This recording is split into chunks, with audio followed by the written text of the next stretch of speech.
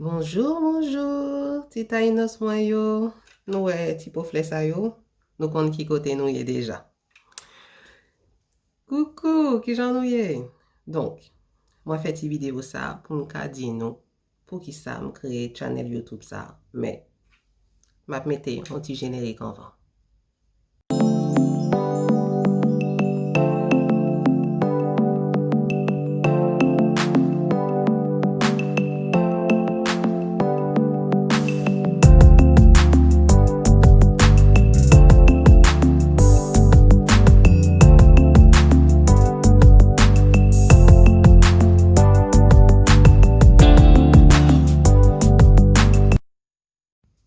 Coucou, taïnos mwen yo.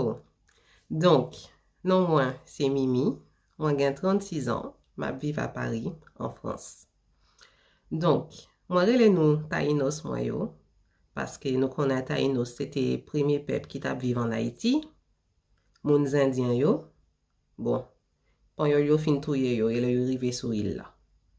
Mais, yo te gen yon ren qui te rele Anacaona. Anacaona, non te signifie fleur d'or.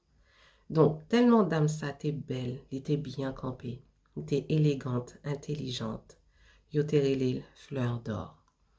Pour moi-même, toutes mesdames yo, toutes femmes sous la terre, c'est fleur d'or yo ye. C'est ça que fait moi rele channel moyen comme ça, Anacaona. Ak channel ça, m'a aidé nous, justement, pour nous capables joindre fleur d'or ça en dedans nous, pour nous faire jaillir dehors.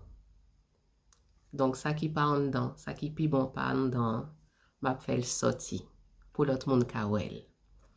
Donc, chaque dimanche à 6 heures du soir, heure de Paris, m'a posté une vidéo sur un sujet différent.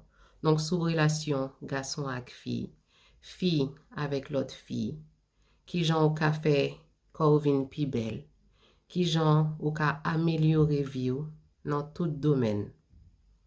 Donc, moi je dis que na ouais dimanche et puis pas oublier mettez quelques petites paillettes à étoiles dans vie.